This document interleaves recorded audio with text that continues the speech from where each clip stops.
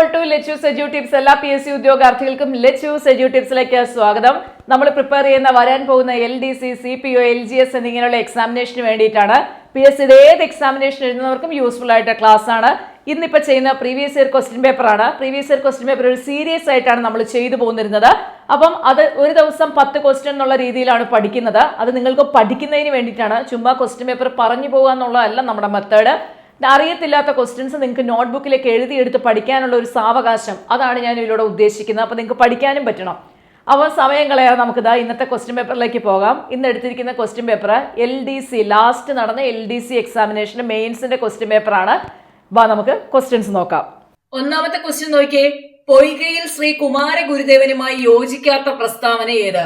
പൊയ്കയിൽ ശ്രീ കുമാര ഗുരുദേവനുമായി യോജിക്കാത്ത പ്രസ്താവന ഏത്? പത്തനംതിട്ട ജില്ലയിലെ ഇരവുപേരൂരിൽ ജനനം. നമുക്കറിയാം അദ്ദേഹം ജനിച്ചത് പത്തനംതിട്ടയിലെ ഇരവുപേരൂരിലാണ്. പ്രത്യക്ഷ രക്ഷാ ദൈവസഭ സ്ഥാപിച്ചു, അതും ശരിയായ പ്രസ്താവനയാണ്. യോഗക്ഷേമ സഭയുമായി ചേർന്ന് പ്രവർത്തിച്ചു. ആ പ്രസ്താവന ശരിയാണോ തെറ്റാണോ? ഈ പ്രസ്താവന എന്താണ്? തെറ്റായ പ്രസ്താവനയാണ്. നമ്മളോട് ചോദിച്ചിരിക്കുന്നത് യോജിക്കാത്ത പ്രസ്താവന ഏത് എന്നുള്ളതാണ് ക്വസ്റ്റ്യൻ, അല്ലെ? അപ്പൊ യോഗക്ഷേമ സഭയുമായി അദ്ദേഹം പ്രവർത്തിച്ചു എന്നുള്ളത് എന്താണ്? തെറ്റാണ്. ശ്രീമൂലം പ്രജാസഭയിൽ 1921 31 അംഗമായി എന്നുള്ള പ്രസ്താവനയും ശരിയാണ്. ഓപ്ഷൻ എ 1 മാത്രം, ഓപ്ഷൻ ബി 3 മാത്രം. ദാ നോക്കൂ, 3 മാത്രം, അല്ലെ? ഓപ്ഷൻ ബി 3 മാത്രം. പിന്നെ നമുക്ക് ബാക്കി ഓപ്ഷൻ നോക്കണ്ടോ? വേണ്ട. അപ്പം പൊയ്കയിൽ ശ്രീ കുമാര ഗുരുദേവനുമായി യോജിക്കാത്ത പ്രസ്താവന ഇതാണ്: യോഗക്ഷേമ സഭയുമായി ചേർന്ന് പ്രവർത്തിച്ചു.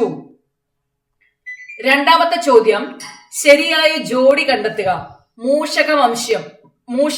മൂഷകവംശകാവ്യം രചിച്ചത് അതുലനാണെന്നറിയാം. അതെന്താണ്? ശരിയായ ജോഡിയാണ്, അല്ലെ? മൂഷകവംശം രചിച്ചത് ആരാണ്?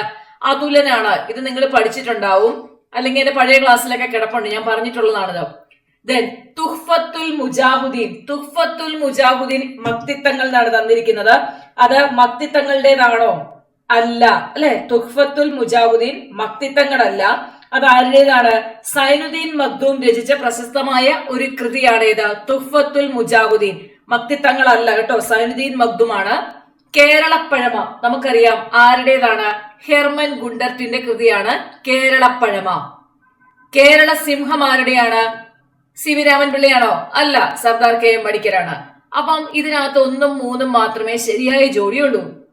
Option A 1, 2, option B 2, 3, 4, option C 2, 4 and option D 1 ഉം 3 ഉം. സോ ഓപ്ഷൻ ഡി ആണ് ശരി ഉത്തരം. അടുത്തത്, ഇന്ത്യൻ നാഷണൽ കോൺഗ്രസ് സംഘടനയുമായി യോജിക്കാത്ത പ്രസ്താവന. അതുമായിട്ട് യോജിക്കാത്തതാണ് ചോദിച്ചിരിക്കുന്നത് കേട്ടോ. നോക്കൂ, ഇന്ത്യൻ നാഷണൽ കോൺഗ്രസിന്റെ ആദ്യത്തെ സെക്രട്ടറി WC ബാനർജി ആയിരുന്നു. ആണോ? അല്ല, അല്ലെ? തെറ്റായ പ്രസ്താവനയാണ്. കോൺഗ്രസിന്റെ ആദ്യത്തെ സെക്രട്ടറി WC ബാനർജി ആയിരുന്നില്ല. INCയുടെ ആദ്യ സമ്മേളനം നടത്താൻ തീരുമാനിച്ചത് പൂനെയിലായിരുന്നു. നമുക്കറിയാം, പ്ലേഗ് വന്നതുകൊണ്ടാണ് മാറ്റിയത്. INCയുടെ ആദ്യ സമ്മേളനത്തിൽ പങ്കെടുത്തത് 72 പേരായിരുന്നു. ശരിയായ പ്രസ്താവനയാണ്. INC രണ്ടാം സമ്മേളനം നടന്നത് മദ്രാസിലായിരുന്നു എന്നുള്ള പ്രസ്താവന തെറ്റാണ്. അങ്ങനെയാണെങ്കിൽ നിങ്ങൾ ഇതിന്റെ ശരി ഉത്തരം കമന്റ് ചെയ്തേ. INCയുടെ രണ്ടാം സമ്മേളനം നടന്നത് എവിടെ ആയിരുന്നു എന്ന് കമന്റ് ചെയ്യൂ കേട്ടോ. ഓപ്ഷൻ എ 1 ഉം 2 ഉം, option B 1, 2, 3, option C 3, 4 and option D 1, 4 ഉം. അപ്പൊ INC, ഇന്ത്യൻ നാഷണൽ കോൺഗ്രസ് സംഘടനയുമായി യോജിക്കാത്ത പ്രസ്താവന ഓപ്ഷൻ ഡി ആണ്, 1 ഉം 4 ഉം. അടുത്തത്, ഭാഷാ അടിസ്ഥാനത്തിലുള്ള സംസ്ഥാന പുനഃസംഘടനയുമായി ബന്ധപ്പെട്ട ശരിയായ പ്രസ്താവന കണ്ടെത്തുക. അതായത് ശരിയായ പ്രസ്താവന കണ്ടെത്താനാണ് നമ്മളോട് പറഞ്ഞിരിക്കുന്നത്. 1953 ഒക്ടോബർ 1 ആന്ധ്ര സംസ്ഥാനം നിലവിൽ വന്നു. നമുക്കറിയാം, ഭാഷാ അടിസ്ഥാനത്തിലുള്ള ആദ്യ സംസ്ഥാനമായിരുന്നു ആന്ധ്ര സംസ്ഥാനം. 1953 ഒക്ടോബർ 1 ആന്ധ്ര നിലവിൽ വരുന്നത്. ശരിയായ പ്രസ്താവന. ഇനി അടുത്തത് നോക്കിയേ. 1956 14 സംസ്ഥാനങ്ങളും 6 കേന്ദ്രഭരണ പ്രദേശങ്ങളും ഭാഷാ അടിസ്ഥാനത്തിൽ രൂപീകരിക്കപ്പെട്ടു. അതും ശരിയായ പ്രസ്താവനയാണ്. നമ്മുടെ കേരളം ഉൾപ്പെടെയുള്ള സംസ്ഥാനമാണ് ഇതിനകത്ത് രൂപം കൊണ്ടത്. 1953 നിലവിൽ വന്ന ഭാഷാടിസ്ഥാനത്തിലുള്ള സംസ്ഥാന പുനഃസംഘടനാ കമ്മീഷനിൽ ഫസൽ അലി SK ധർ, പട്ടാഭി സീതാരാമയ്യ എന്നിവർ അംഗങ്ങളായിരുന്നു. ആയിരുന്നോ? അല്ല, അല്ലെ? ഫസൽ അലി ഉണ്ടായിരുന്നു. അതുപോലെ തന്നെ നിങ്ങളൊരു കാര്യം ചെയ്യൂ, ഇത് ഞാൻ എടുത്തു തന്നതാണോ? പഴയ ക്ലാസ്സിൽ എവിടെയോ എടുത്തു തന്നിട്ടുണ്ട്, 150 ടോപ്പിക്സിൽ ഉൾക്കൊള്ളിച്ചിട്ടുണ്ട്, പക്ഷെ അത് എടുത്തിട്ടില്ലെന്ന് തോന്നുന്നു. എനിവേ, ഭാഷാടിസ്ഥാനത്തിലുള്ള സംസ്ഥാന പുനഃസംഘടനാ കമ്മീഷനിലെ അംഗങ്ങൾ ആരൊക്കെ എന്നുള്ള കമന്റ് ചെയ്തേ. സംസ്ഥാന പുനഃസംഘടനാ കമ്മീഷനിലെ അംഗങ്ങൾ ആരൊക്കെയാണെന്ന് കമന്റ് ചെയ്യുക കേട്ടോ. ഇനി ആന്ധ്ര സംസ്ഥാന രൂപീകരണത്തിന് വേണ്ടി പോറ്റി ശ്രീരാമലു മരണം വരെ നിരാഹാരം അനുഷ്ഠിച്ചു. ഓപ്ഷൻസ് നോക്കിയേ. A 2, 3, option B 3, 4, option C 1, 2, 4. അപ്പം ഭാഷാടിസ്ഥാനത്തിലുള്ള സംസ്ഥാന പുനഃസംഘടനയുമായി ബന്ധപ്പെട്ട ശരിയായ പ്രസ്താവനകൾ: 1953 ഒക്ടോബർ 1 ആന്ധ്ര സംസ്ഥാനം നിലവിൽ വന്നു. 1956 14 സംസ്ഥാനങ്ങളും 6 കേന്ദ്രഭരണ പ്രദേശങ്ങളും ഭാഷാടിസ്ഥാനത്തിൽ രൂപീകരിക്കപ്പെട്ടു.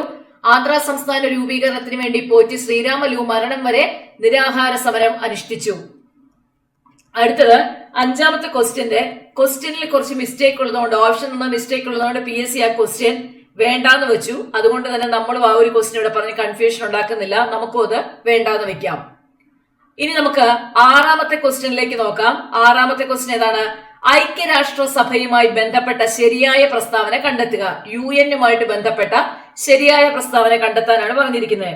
UN കാലാവസ്ഥാ വ്യതിയാന ശരിയായതാണ് കേട്ടോ. നിങ്ങൾ എപ്പോഴും ക്വസ്റ്റ്യൻ വായിക്കുമ്പോൾ പ്രസ്താവന ശരിയോ തെറ്റോ എന്നുള്ളത് ശ്രദ്ധിക്കണം കേട്ടോ. തെറ്റ് കണ്ടെത്താനാണോ ശരി കണ്ടെത്താനാണോ എന്നുള്ള ക്വസ്റ്റ്യൻ വ്യക്തമായിട്ട് വായിച്ചിട്ടേ ആൻസർ ചെയ്യാവുള്ളൂ. UN കാലാവസ്ഥാ വ്യതിയാന സമ്മേളനം COP27 2022 നവംബറിൽ ഈജിപ്തിലാണ് നടന്നത്. ശരിയായ പ്രസ്താവനയാണ് അല്ലെ. ഇനി ഐക്യരാഷ്ട്രസഭയുടെ ഇപ്പോഴത്തെ സെക്രട്ടറി ജനറൽ അന്റോണിയോ ഗുട്ടറസ് ആണ്. നമുക്കറിയാവുന്നതാണ്. ആ പ്രസ്താവനയും ശരിയാണ്. 2022 മനുഷ്യാവകാശ ദിന മുദ്രാവാക്യം എല്ലാവർക്കും അന്തസ്സും സ്വാതന്ത്ര്യവും നീതിയും എന്നുള്ളതാണ്. അതും എന്താണ്? 2022 മനുഷ്യാവകാശ ദിന മുദ്രാവാക്യം ഇതായിരുന്നു: എല്ലാവർക്കും അന്തസ്സും സ്വാതന്ത്ര്യവും നീതിയും എന്നുള്ളത് ആണ്. മനുഷ്യാവകാശങ്ങളുടെ സാർവത്രിക പ്രഖ്യാപനത്തിന്റെ 75ാം വാർഷികം ഐക്യരാഷ്ട്രസഭ 2022 ഡിസംബർ 10 ആഘോഷിച്ചു എന്നുള്ളത് തെറ്റാണ്. അപ്പൊ അങ്ങനെ നോക്കുമ്പോൾ തന്നിരിക്കുന്നതിൽ 1, 2, 3 ശരിയായ ഉത്തരം. Option A 1, 2 and 3. അപ്പൊ ഓപ്ഷൻ എ ആണ് റൈറ്റ് ആൻസർ.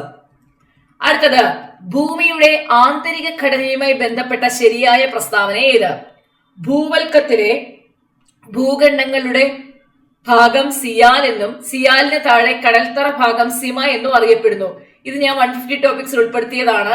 ഇത് ഇങ്ങനെ തന്നെയാണ് അറിയപ്പെടുന്നത്. നിങ്ങൾക്ക് അറിയാം അല്ലെ. വൻകര ഭാഗം സിയാൽ എന്നും സമുദ്രഭാഗം സിമ എന്നും അറിയപ്പെടുന്നു.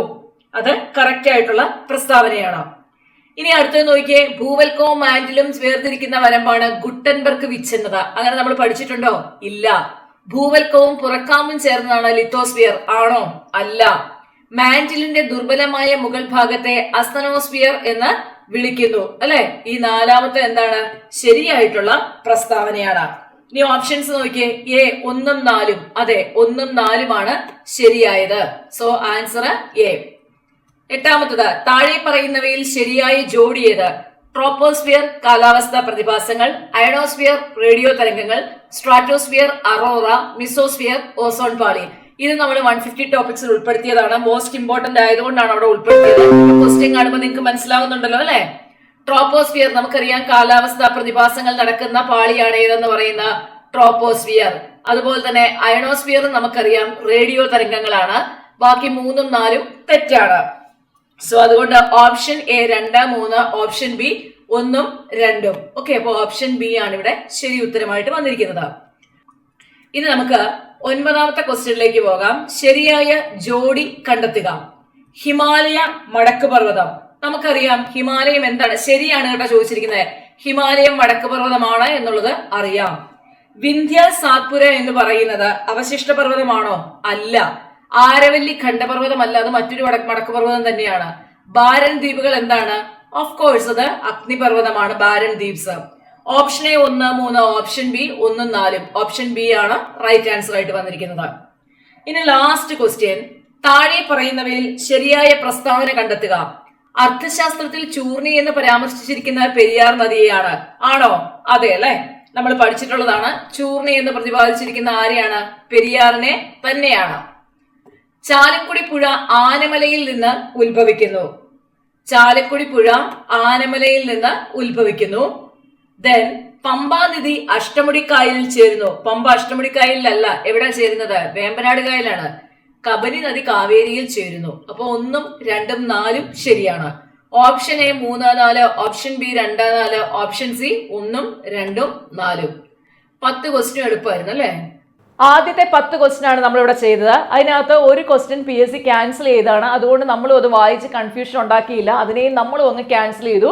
ബാക്കി 9 ക്വസ്റ്റ്യനിൽ നിങ്ങൾക്ക് മനസ്സിലായി കാണും. സംസ്ഥാന പുനഃസംഘടനയുമായിട്ട് ബന്ധപ്പെട്ട ഒരു ക്വസ്റ്റ്യൻ ഉണ്ടായിരുന്നു. അത് മോസ്റ്റ് ഇമ്പോർട്ടന്റ് ആണ്. 150 ടോപ്പിക്സിൽ അധികം താമസിയാതെ തന്നെ നിങ്ങൾക്ക് ഞാൻ അതിന്റെ ക്ലാസ് തരുന്നുണ്ട്.